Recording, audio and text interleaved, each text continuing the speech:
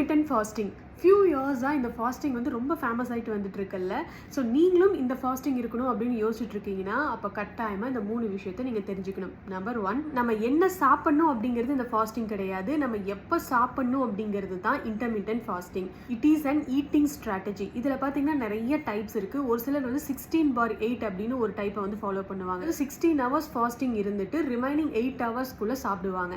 And அடுத்தது வந்து 5:2 அப்படின்னு இன்னொரு டைப் இருக்குது. இது வந்து 5 days வந்து நார்மலாக சாப்பிட்டுக்குவாங்க அண்ட் ரிமைனிங் 2 days வந்து கேலரிஸை கம்ப்ளீட்டாக கட் பண்ணிடுவாங்க. இதுக்கு அடுத்தது ஆல்டர்னேட் டே ஃபாஸ்டிங். ஒரு நாள் வந்து நல்லா நார்மலாக சாப்பிட்டுக்குவாங்க அண்ட் நெக்ஸ்ட் டே கம்ப்ளீட்டாக ஃபாஸ்டிங் இருப்பாங்க. நம்பர் 2, ஃபேட் லாஸ் ரொம்ப நல்லா ஆகும் அப்படின்னு சொல்லப்படுது.